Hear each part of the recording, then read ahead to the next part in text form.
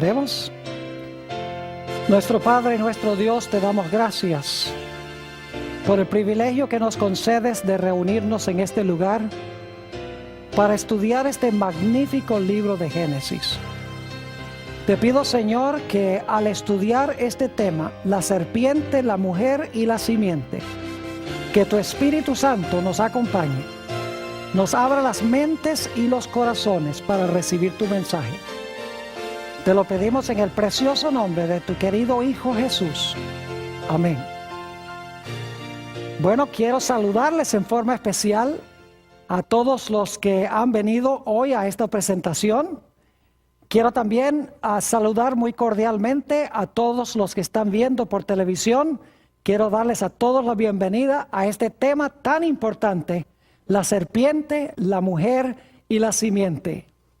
Vamos a comenzar nuestro estudio en el Evangelio según San Juan, el capítulo 1, y vamos a leer los versículos 1 al 3. San Juan, el capítulo 1 y el versículo 1 hasta el versículo 3. Aquí nos está hablando de nuestro Señor Jesucristo. Y quiero que noten que Jesús, según este pasaje, fue el creador.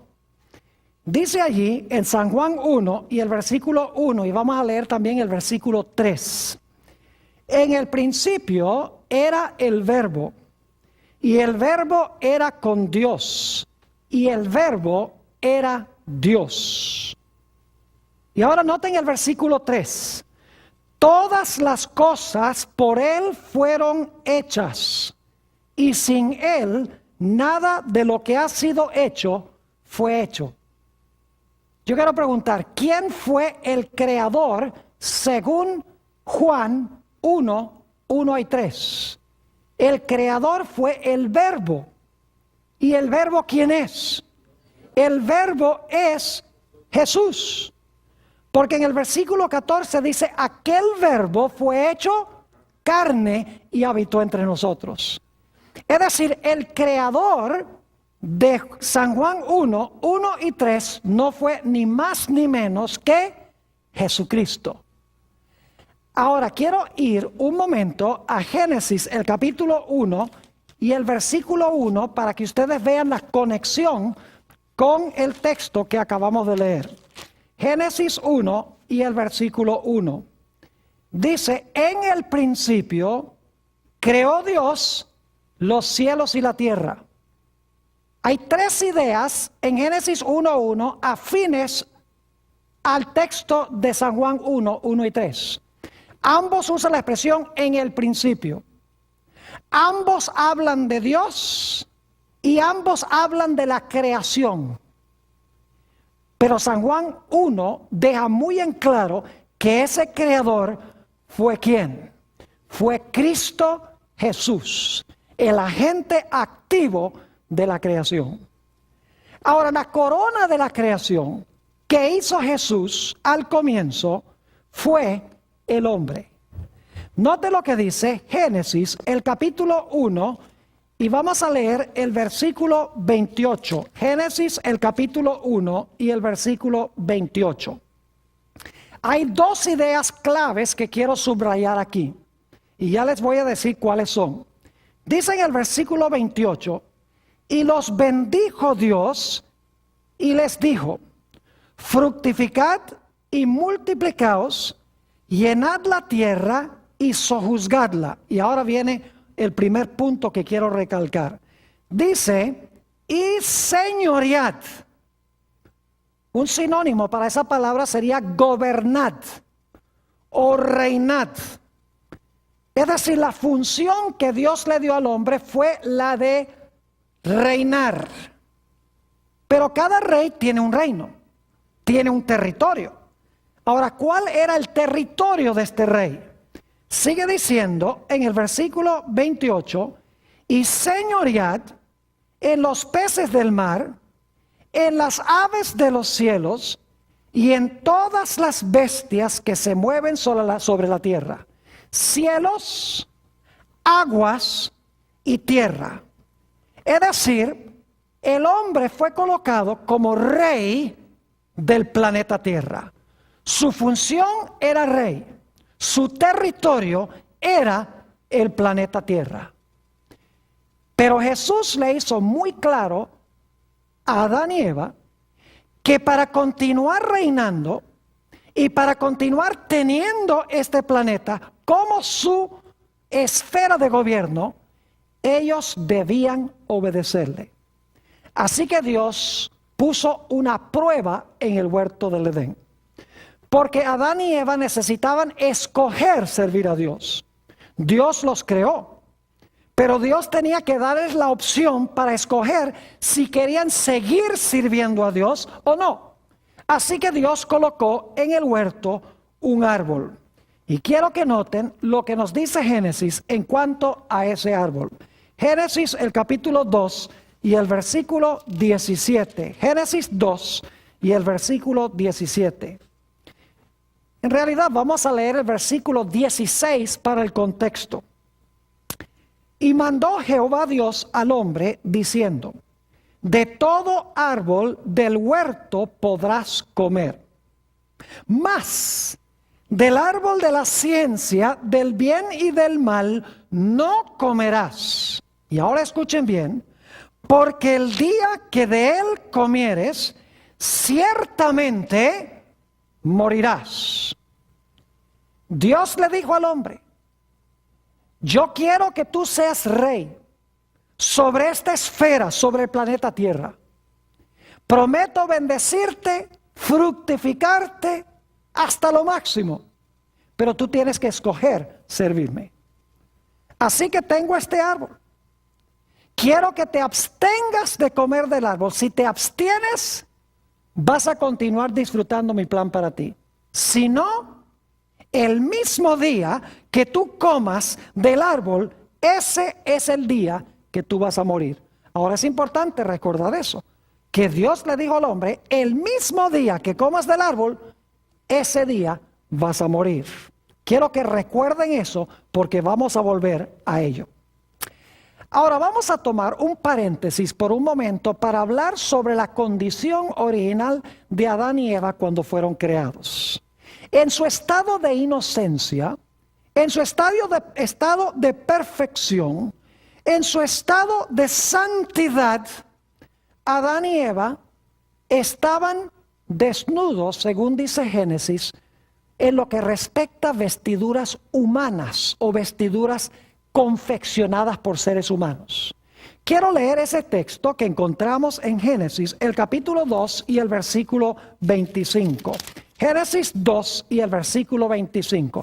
Fíjense que antes de que pecaran, cuando estaban en su estado de inocencia y de perfección y santidad, la Biblia dice que estaban desnudos. Dice en el versículo 25, y estaban ambos desnudos, Adán y su mujer, y no se avergonzaban. Es decir, comparecían ante Dios sin ninguna vergüenza. Ahora yo quiero recalcar que cuando este texto dice que estaban desnudos, lo que significa es que no tenían ropas como las que usamos nosotros, de algodón, de gabardina, de seda, de lino. No tenían vestiduras artificiales. En realidad estaban cubiertos con un manto glorioso de luz como el que cubre a Dios. ¿Saben ustedes que la Biblia dice que Dios está cubierto con vestiduras blancas, pero que las vestiduras blancas son vestiduras de luz? Note lo que dice en los Salmos, el Salmo 104 y el versículo 1 y el versículo 2. Salmo 104 y los versos 1 y 2. Aquí está hablando de la vestimenta de Dios. Dice allí: bendice alma mía a Jehová. Jehová Dios mío, mucho te has engrandecido. Te has vestido de gloria y de magnificencia. Y ahora noten el versículo 2. El que se cubre de luz como de vestidura, que extiende los cielos como una cortina. ¿Cuál es la vestidura de Dios? Dice aquí, el que se cubre de luz como de ¿qué? De luz como de vestidura. Así que cuando la Biblia dice que Dios está vestido con vestiduras blancas, en realidad son vestiduras ¿de qué? son vestiduras de luz. La luz que cubría a Adán y Eva.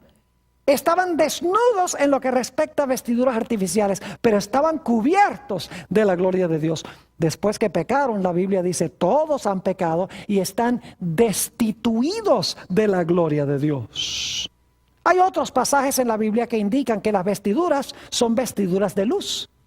Por ejemplo, leímos en nuestro último tema, Apocalipsis 12:1, donde habla de una mujer. Y dice que la mujer está vestida ¿de qué? Está vestida del sol. Es decir, no son vestiduras artificiales, es una vestimenta de luz. Cuando Jesús fue transfigurado en San Mateo 17 y el versículo 3, dice que los mantos que tenía le brillaban como la luz. Es decir, eran vestiduras de luz las vestiduras de Jesús.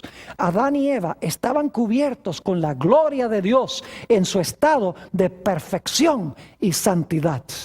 Noten también el Salmo 8 y los versículos 3 al 5. Salmo 8 y los versículos 3 al 5 sobre la vestimenta de nuestros primeros padres.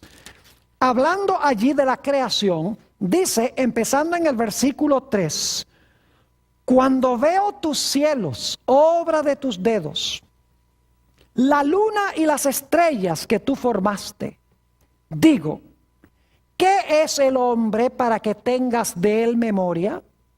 ¿Y el hijo del hombre para que lo visites? Le has hecho, es decir, al hombre, poco menor que los ángeles.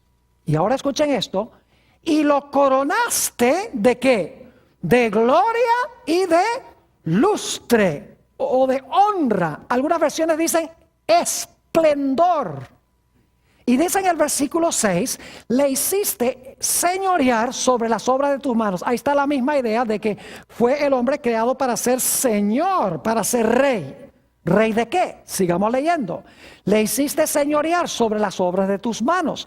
Todo lo pusiste debajo de sus pies. Una expresión que significa todo lo pusiste bajo su gobierno.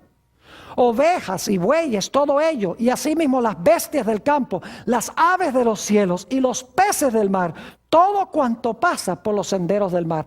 Dios cubrió a Adán y Eva de gloria y de lustre, con un manto glorioso de luz.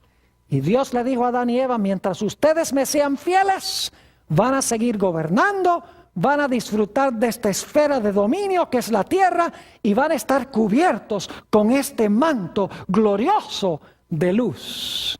Vestiduras que representan la santidad y la justicia y la perfección de Dios. Pero luego vino la tragedia del pecado. Y quiero que noten cuál fue la primera consecuencia del pecado de Adán y Eva.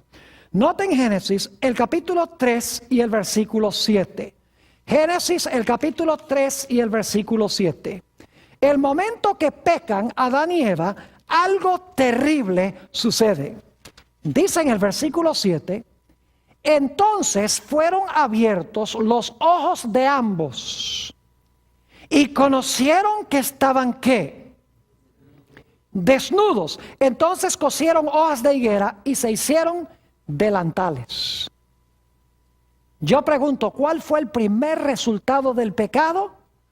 Fue que quedaron destituidos ¿de qué? De la gloria de Dios. El manto de luz se fue y ahora se dieron cuenta que estaban ¿qué? Que estaban desnudos.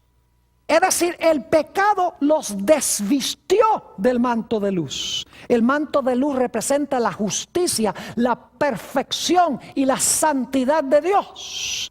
Ahora habían perdido eso porque habían pecado, habían escogido contrariar a Dios.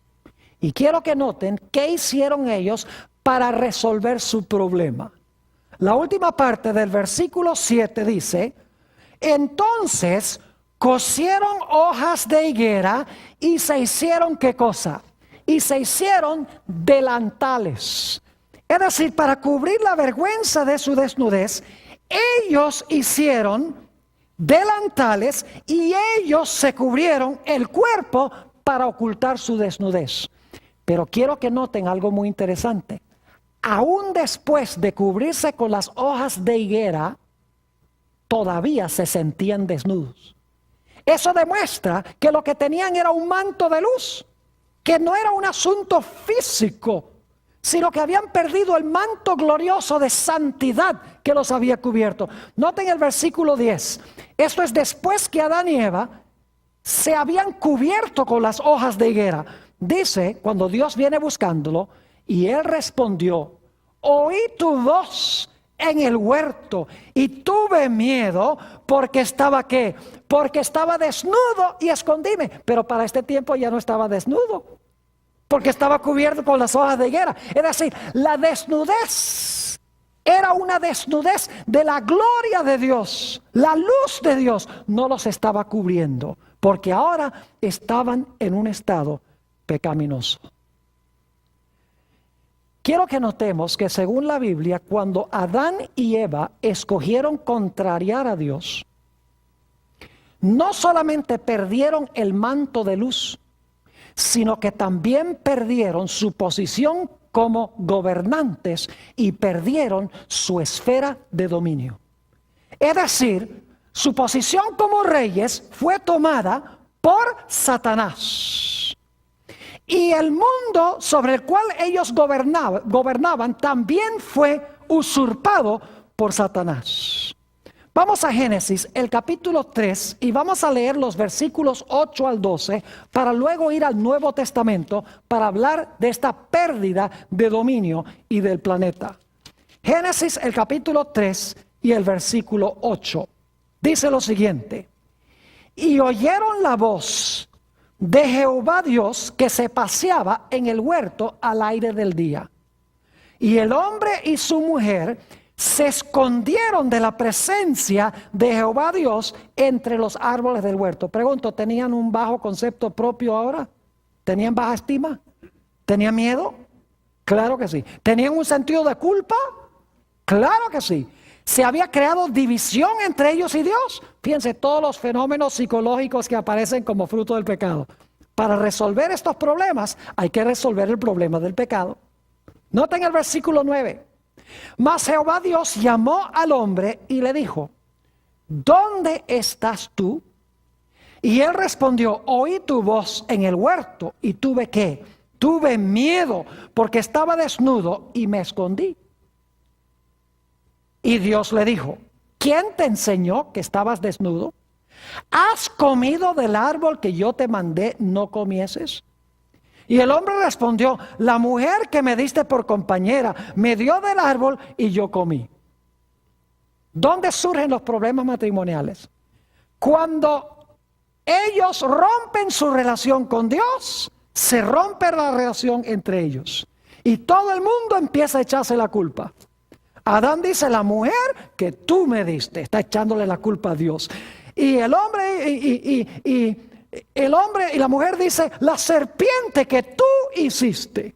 En otras palabras, está echando la culpa a la serpiente y a Dios.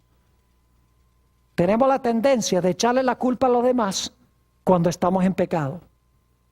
No asumimos responsabilidad por nuestras propias decisiones, sino que tenemos la tendencia de echarle la culpa a los demás. Es decir, aparecieron todos estos problemas psicológicos como consecuencia del pecado. Perdieron su manto glorioso de luz. Y vamos a encontrar en San Lucas, el capítulo 4, que perdieron su dominio y perdieron su territorio.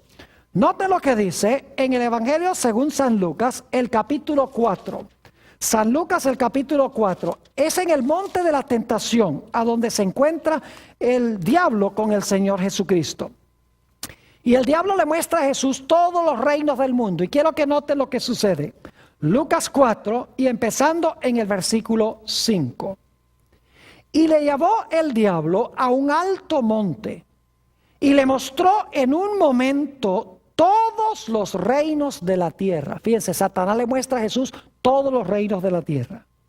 Y le dijo el diablo: a ti te daré toda esta potestad y la gloria de ellos, porque a mí me ha sido entregada y a quien quiero la doy. Si tú postrado me adorares, todos serán tuyos. ¿Qué es lo que está diciendo Satanás? Le está diciendo a Jesús, mira, todos los reinos del mundo yo estoy dispuesto a dártelos, porque a mí han sido entregados y a quien yo quiero se los doy. Ahora yo les pregunto, ¿quién le había entregado los reinos a Satanás? Adán. Porque el que fue colocado para gobernar sobre este mundo fue Adán. Adán es una palabra genérica que significa hombre, incluye hombre y mujer. Es decir, que ahora Satanás usurpó el dominio y quitó el planeta de las manos del hombre. El hombre necesitaba a alguien que rescatara lo que se había perdido, que eliminara el pecado, que vistiera de nuevo al hombre con la gloria de Dios y que le restaurara su posición como rey y le restaurara su territorio, el planeta Tierra. Lo que pasa es que dentro de la raza humana no había nadie que pudiese hacerlo. Porque la Biblia dice que todos han pecado y están destituidos de la gloria de Dios. No hay justo ni aún uno. La raza humana necesitaba un redentor. Necesitaba un campeón que viniera para quitarle a Satanás lo que Satanás le había quitado al hombre. Para que nuevamente el hombre pudiese estar vestido con el manto glorioso de Dios. Para que pudiese recuperar su posición como rey y para que pudiese recuperar su territorio, el planeta Tierra, y para que eliminando el pecado, el hombre pudiese nuevamente tener una vida balanceada, sin temor, sin baja estima propia y sin vergüenza. La pregunta clave es, ¿quién podía hacerlo? Bueno, Dios tenía una solución al problema. Vamos a mi versículo favorito de la Biblia. Génesis, el capítulo 3 y el versículo 15. Ustedes pueden imaginarse la escena. Adán y Eva se encuentran en el huerto del Edén. Están temblando, escondidos en medio de los árboles del huerto, desnudos, destituidos de la gloria de Dios. Sabiendo que han perdido dominio, que el enemigo ahora ha tomado el reinado sobre ellos. Saben que han perdido el derecho al planeta Tierra. Y están temblando porque Dios ha dicho, el día que comas del árbol, ese mismo día vas a morir. No entendían a su plenitud lo que significaba morir porque no había muerte, pero sabían que era algo terrible. Y cuando están temblando, Dios desciende al huerto y llama al hombre y le dice, ¿dónde estás tú, Adán? Y Adán dice, oh, me escondí en medio del huerto porque tuve miedo, porque estaba desnudo.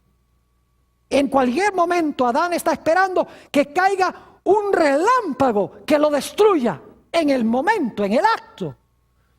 Pero Dios ha descendido al huerto para hablar con la serpiente. Yo quiero que ustedes noten que en Génesis 3, primero Dios habla con la mujer, luego habla con el hombre y finalmente termina hablándole a la serpiente. Quiero que noten lo que dice Génesis, el capítulo 3, Génesis, el capítulo 3 y el versículo 15. Dios le está hablando a la serpiente, a Satanás.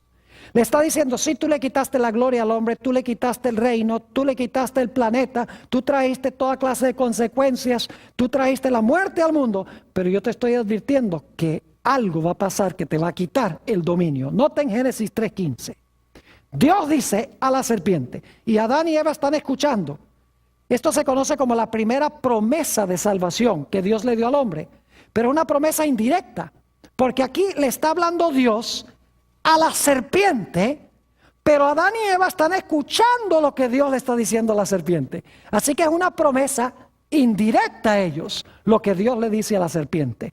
Dice, y pondré enemistad entre ti, es decir, entre la serpiente y la mujer, y entre tu simiente, es decir, la simiente o los seguidores de la serpiente, y la simiente de ella, la simiente suya. Fíjense que va a haber enemistad entre la serpiente y la mujer, y entre la simiente de la serpiente y la simiente de la mujer.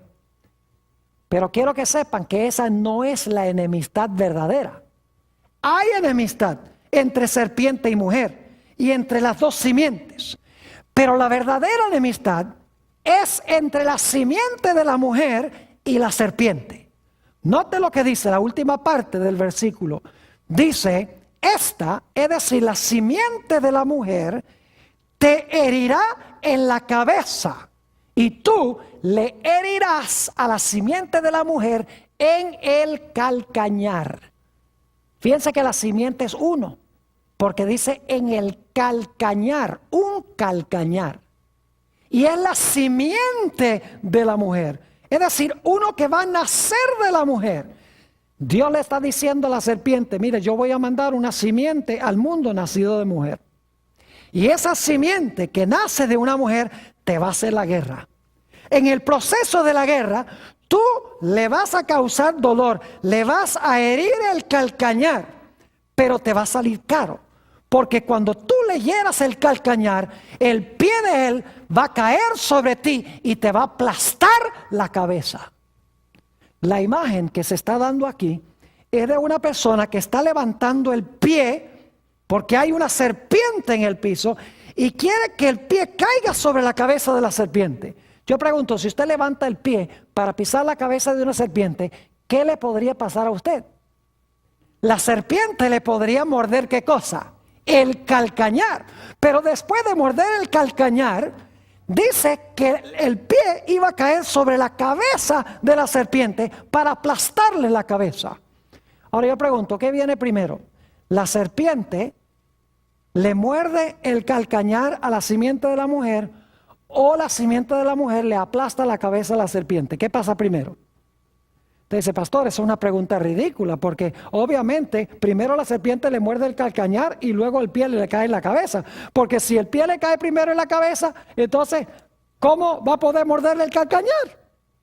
Es decir, lo que está diciendo esta profecía es que va a venir una simiente nacida de mujer y que esta simiente nacida de mujer va a declarar la guerra a la serpiente. En el proceso de la guerra, la serpiente va a herir a la simiente de la mujer, pero la simiente de la mujer, como resultado, le va a aplastar la cabeza. Esta es una declaración de guerra de Dios contra la serpiente.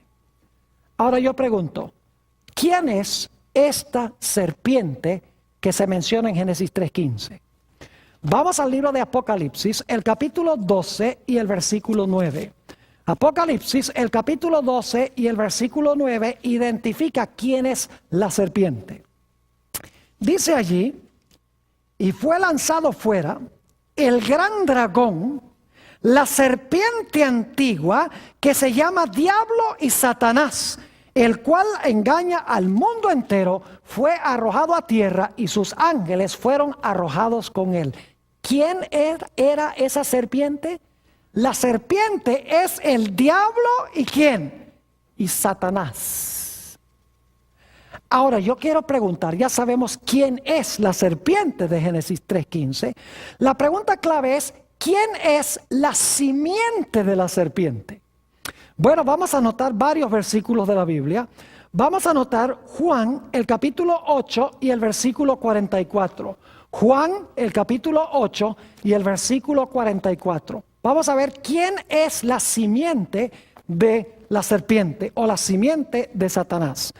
Dice en Juan 8 y el versículo 44, Jesús hablándole a aquellos que querían matarlo, dice, vosotros sois de vuestro padre, ¿quién? El diablo. ¿De quién era simiente? Del diablo.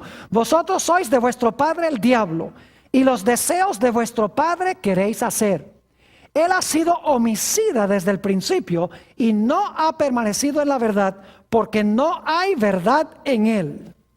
Cuando habla mentira, de suyo habla, porque es mentiroso y padre de mentira.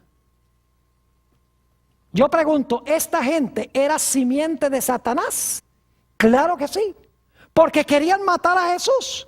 ¿Y quién quería ver muerto a Jesús? Satanás. Es decir, la simiente de Satanás son los seguidores que él usa para cumplir sus designios en la tierra. Tenemos otro ejemplo, el ejemplo de Caín. Si ustedes leen en 1 de Juan, el capítulo 3 y el versículo 12, dice, no como Caín, que era del maligno y mató a su hermano. Yo no sé si captan algo interesante de ese versículo. Dice que Caín era ¿de quién? Era del maligno y mató a su hermano. ¿Quién es el maligno? Satanás. ¿Y qué era Caín? ¿Simiente de quién? Simiente de Satanás. Yo quiero preguntarles, ¿ustedes recuerdan cuando el Señor Jesucristo nació, según Apocalipsis 12, que dice que el dragón o la serpiente se paró al lado de la mujer para devorar a su hijo cuando hubiese nacido? Yo pregunto, ¿Satanás se le paró al lado de la Virgen María en persona para matar a Jesús cuando Jesús nació? No. Ustedes conocen el relato en San Mateo el capítulo 2 y el versículo 16, a donde dice que cuando los reyes magos no regresaron por Jerusalén, sino por otra vía, Herodes se llenó de ira y mandó a matar a todos los niños menores de 2 años. ¿Quién era el cabecilla detrás de eso? Era Satanás. ¿Pero qué era Herodes? Herodes era la simiente de Satanás porque tenía el carácter de Satanás. Así que en Génesis 3:15, la serpiente es Satanás. A la serpiente, a Satanás le estaba hablando Dios. La simiente de la serpiente son los seguidores ¿de quién? Son los seguidores de Satanás. Saben también en San Mateo el capítulo 13 y el versículo 38, en la parábola del trigo y la cizaña, dice que la cizaña, que son los malos, son los hijos del maligno. Fíjense que el diablo tiene simiente. No son hijos literales, es decir, no nacieron de una madre literal, pero son simiente de Satanás porque tienen el mismo carácter que tiene Satanás. Ahora yo pregunto, ¿quién fue la mujer que trajo al mundo a esta simiente? Cuando dice que iba a nacer de la mujer una simiente, ¿de quién nació esa simiente? Vamos a Gálatas, el capítulo 4 y el versículo 4. Gálatas, el capítulo 4 y el versículo 4 nos explica quién era la mujer y quién era la simiente de la mujer. Dice allí en Gálatas 4:4, pero cuando vino el cumplimiento del tiempo, Dios envió a su Hijo, ¿nacido de qué? Nacido de mujer y nacido bajo la ley. ¿Quién fue la simiente nacida de mujer? No fue ni más ni menos que Jesús. Note también Gálatas 3 y el versículo 16. Gálatas el capítulo 3 y el versículo 16. Aquí habla también de la simiente. Dice, ahora bien, a Abraham fueron hechas las promesas y a su simiente. No dice, y a las simientes como si hablase de muchos, sino como de uno. Y a tu simiente, la cual es ¿quién? Tu simiente, la cual es Cristo. ¿Quién es la simiente nacida de mujer? Cristo Jesús, que nació en este mundo cuando vino el cumplimiento del tiempo. Noten Mateo, el capítulo 1 y el versículo 16. También sobre la identidad de la mujer y de la simiente. San Mateo, el capítulo 1 y el versículo 16. Dice aquí, y Jacob engendró a José, ahora escuchen esto, marido de María, de la cual nació Jesús, llamado el Cristo. Ahora ese versículo es crucial, no sé si lo leyeron con cuidado. Yo pregunto, ¿era Jesús hijo de José? ¿Nació Jesús de José? No, fíjense lo que dice el versículo. Dice, y Jacob engendró a José, marido de María, de la cual nació Jesús. Es decir, Jesús nació de María, pero no de quién, no de José. Ahora yo pregunto, todos los demás que están en la lista ahí en Mateo 1 nacieron de un hombre. Si ustedes miran la genealogía, dice, este hombre engendró a este hombre, engendró a este hombre, engendró a este hombre. Todos son engendrados por hombres. Pero cuando él llega, el último en la lista, desconoce a José como el padre de Jesús. Dice que Jesús nació de María, porque en Génesis 3:15 dice que la simiente iba a nacer de una ¿quién? De una mujer sin la intervención de un hombre. Noten Apocalipsis el capítulo 12, Apocalipsis el capítulo 12 y el versículo 5, Apocalipsis 12 y el versículo 5. Hablando aquí del nacimiento de Jesús, dice, hablando de la mujer, y ella dio a luz un hijo varón, que regirá con vara de hierro a todas las naciones, y su hijo fue arrebatado para Dios y para su trono. Ahora yo quiero preguntarles, ¿cuántos de ustedes conocen a algún hijo que no sea varón? ¿Alguien conoce un hijo que no sea varón? Yo no conozco el primer hijo que no sea varón. Conozco hijas que no son varón. Pero todo hijo es varón. No hubiera sido necesario poner hijo varón. Con hijo hubiera sido suficiente. Tuvo un hijo. Pero aquí se quiere recalcar que era un hijo masculino. Él te aplastará la cabeza. Tú le herirás a él en el calcañar. Es decir, la mujer iba a traer al mundo a una simiente masculina para hacerle la guerra a la simiente, para aplastarle la cabeza y quitarle a Satanás lo que Satanás le había quitado al hombre. Es decir, Dios le estaba diciendo a Satanás, mira, tú le quitaste al hombre su manto glorioso de luz. Tú le quitaste su posición como rey. Tú le quitaste el planeta Tierra. Tú traíste toda clase de trastornos psicológicos a su vida. Tú has introducido al mundo la muerte. Pero yo te quiero decir que tu poder va a terminar. Porque yo voy a mandar a este mundo una simiente nacida de mujer. Esa simiente nacida de mujer te va a hacer la guerra a muerte. Te estoy declarando la guerra. En el proceso de la guerra tú le vas a causar dolor. Porque le vas a morder el calcañar, pero te va a salir caro. Porque cuando él venga y tú le hieras el calcañar, él va a levantar el pie y te va a aplastar la cabeza. Y te va a quitar a ti lo que tú le quitaste al hombre. ¡Qué tremenda promesa para Adán y Eva! Ahora ven vislumbres de luz. Dicen, la esperanza no está perdida. El enemigo va a ser ultimadamente vencido por la simiente de la mujer. Como paréntesis, quisiera decirles que el Antiguo Testamento está escrito en hebreo. Pero el Antiguo Testamento hebreo fue traducido como unos 200 años antes de Cristo al idioma griego, porque los judíos habían perdido en Alejandría, en el norte de África, el uso del hebreo y usaban el griego, así que se tradujo el hebreo al griego.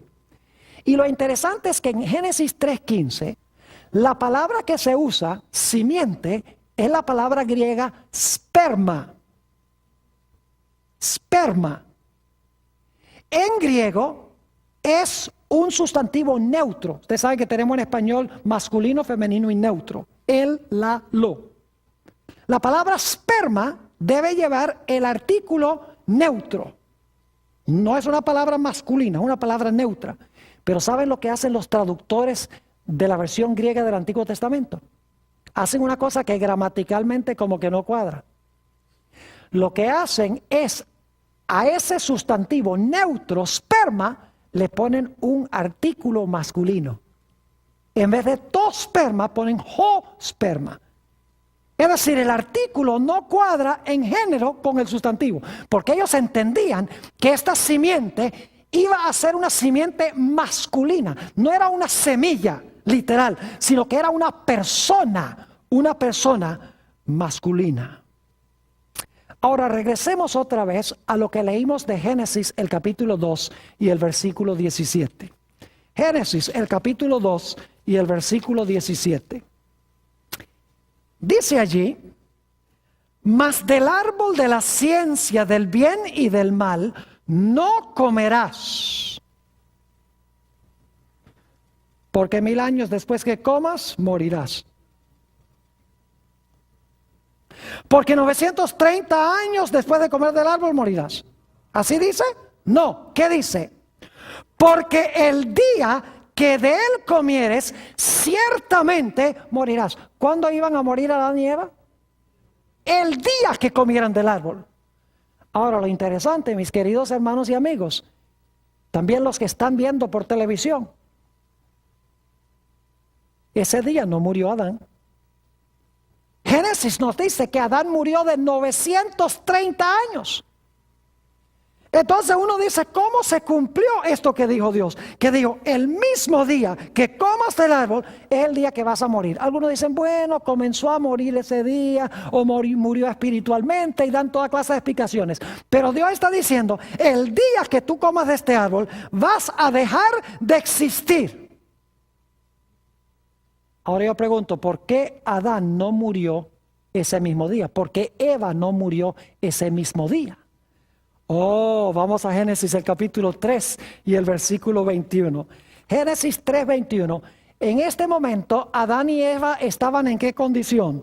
Desnudos, destituidos de la gloria de Dios, sin santidad, en pecado. Y se ponen hojas de higuera. Nada que tapa la vergüenza de su desnudez. Pero ahora Dios sí va a tapar su desnudez. Noten Génesis, el capítulo 3 y el versículo 21. Dice: y Jehová Dios hizo al hombre y a su mujer túnicas de pieles y los vistió. ¿Quién hizo las túnicas? Jehová Dios. ¿Quién los vistió? Dios. ¿De qué eran las túnicas? De pieles. Yo pregunto, ¿qué necesitan hacer ustedes para conseguir la piel de un animal? Para adquirir la piel de un animal, el animal tiene que ¿qué? El animal tiene que morir, tiene que matar al animal. Yo pregunto, ¿qué hubo ese día cuando Adán y Eva pecaron? Murieron por lo menos 2 animales. Porque dice, no dice piel, sino que dice ¿qué cosa? Dice túnicas de pieles. Es decir, ese día murieron 2 animales, probablemente corderos, porque en Génesis 4:1 dice que Abel cuidaba corderos, ovejas. Es decir, ese mismo día, cuando Adán y Eva pecaron, cuando se dijo que la simiente de la mujer iba a aplastar la cabeza de la serpiente, Dios mandó a que se sacrificaran 2 corderos. Y cuando la sangre de los corderos fue derramada, Dios tomó las túnicas de pieles y vistió la desnudez de Adán y Eva. Ahora, ¿qué representa esto? Yo quiero que ustedes vean el dilema en el cual se encontraba Dios. Porque cuando Adán y Eva pecaron, Dios estaba entre la espada y la pared. Porque Satanás le dice a Dios, mira, tú dijiste que si el hombre comía del árbol iba a morir. Si tú no matas al hombre, si no, tú no destruyes al hombre, entonces tú eres mentiroso. Y no eres justo, porque la justicia exige que ellos sean castigados. Pero Satanás dice, pero si tú los castigas con la muerte, ¿cómo un Dios de amor va a hacer eso? Pone en conflicto el amor y la justicia de Dios. Si lo castigas, no lo amas. Y si no lo castigas, no eres justo. Dios tenía que proveer un medio para ser justo y misericordioso al mismo tiempo. Ahora Satanás vio ese primer sacrificio. Dice, mueren 2 animales se derrama la sangre de esos animales y Dios ahora toma las pieles de esos animales para cubrir la vergüenza de su desnudez. ¿Será que esa simiente que me va a aplastar la cabeza cuando venga, será que esa simiente va a venir? Y la Biblia dice que en el sistema de sacrificio se colocaba la mano sobre la cabeza del animal, se confesaba el pecado sobre la cabeza del animal. Probablemente eso fue lo que pasó. Y Satanás dice, mire, confiesan su pecado sobre la cabeza del animal, el animal sufre la muerte y eso cubre la vergüenza de su desnudez. ¿Será entonces que la simiente que va a venir nacido de mujer va a sufrir el castigo que deben sufrir ellos? Para que nuevamente la vergüenza de su desnudez sea cubierta con la justicia de Dios. Satanás empezó a entender que Dios estaba diciendo que la simiente iba a recibir los pecados de la raza humana y que iba a morir por esos pecados. Y que como consecuencia de su muerte, la vergüenza de la desnudez del hombre iba a ser cubierta. Y ustedes dicen, ¿cómo sabemos eso? Vayan conmigo a Primera de San Pedro, el capítulo 1 y los versículos 18 y 19. Primera de San Pedro, el capítulo 1 y los versículos 18 y 19. Para que ustedes vean que la Biblia enseña esto. Este es un pasaje hermoso, muy bien conocido, dicho sea de paso, por la mayoría de los cristianos. Dice allí, en San Pedro, su primera epístola, capítulo 1 y el versículo 18 y 19, lo siguiente. Sabiendo que fuisteis rescatados de vuestra vana manera de vivir, la cual recibisteis de vuestros padres, no con cosas corruptibles como oro o plata, sino con la sangre preciosa de Cristo, como de un cordero sin mancha y sin contaminación. ¿Cómo es que fuimos rescatados? Por el sacrificio de ¿qué cosa? De Cristo como un ¿qué? Como un cordero sin mancha y contaminación. Y ahora fíjense, ¿desde cuándo murió Jesús? Dice en el versículo 20, ya destinado desde antes de la fundación del mundo. Es decir, el plan se hizo antes de la fundación del mundo, pero manifestado en los postreros tiempos por amor de vosotros. El plan hecho antes del pecado, implementado cuando Cristo vino a morir en la cruz del Calvario. Por eso dice en el libro de Apocalipsis, el capítulo 13 y el versículo 8, que Jesús es el Cordero de Dios inmolado desde la fundación del mundo. Déjenme explicarles lo que quiere decir eso. Ese día, cuando Adán y Eva debían morir, hubo una muerte. Pero no la sufrieron ellos. La sufrieron la muerte esos corderos. En otras palabras, en el momento cuando se estaban sacrificando los corderos, Jesús, el creador de toda la raza humana, se estaba presentando delante de su Padre y estaba diciendo, Padre, yo sé que nosotros dijimos que Adán y Eva deben morir el día que comieran del árbol, pero Padre, yo ahora mismo ofrezco mi vida en lugar de la vida de ellos. Es decir, ese día hubo una muerte en figura, en promesa. Dios estaba prometiendo a través de Jesús que algún día Jesús iba a morir como Cordero de Dios para quitar todos los pecados del mundo. Eso iba a ser la simiente. Por su muerte iba a restaurar al hombre y cubrir la vergüenza de su desnudez. En ese sentido le iba a aplastar, ¿qué cosa? Le iba a aplastar la cabeza. ¿Creen ustedes que Adán y Eva se alentaron grandemente cuando escucharon estas palabras? Fíjense que Dios primero les dio la promesa antes de echarlos del huerto del Edén. Génesis 3:15 dice, voy a aplastar la cabeza de la serpiente. Y luego Dios le dice a Adán, polvo eres y al polvo serás tornado. Dios siempre da lo positivo primero. Y luego en el versículo 21 dice, no te preocupes, algún día la vergüenza de la desnudez será cubierta por los mantos preciosos del Cordero de Dios que quita el pecado del mundo. Cuando Satanás escuchó estas palabras y vio el sacrificio, él dijo, yo no puedo permitir que esa simiente venga. Porque si yo permito que esa simiente venga, me va a aplastar la cabeza. Así que yo no voy a permitir que venga a este planeta.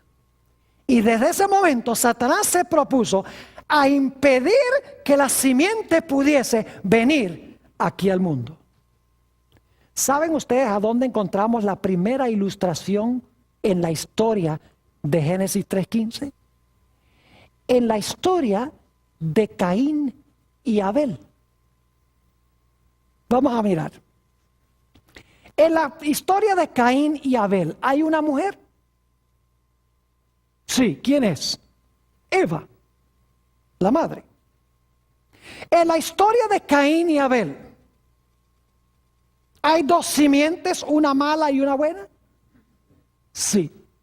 En la historia de Caín y Abel, ¿hay enemistad? Sí. En la historia de Caín y Abel, ¿está involucrado una serpiente, Satanás? Sí, porque en 1 de Juan 3:12 dice, no como Caín, que era del maligno y mató a su hermano. ¿Quién quería haber muerto? A Abel. No primordialmente Caín, sino ¿quién? Satanás.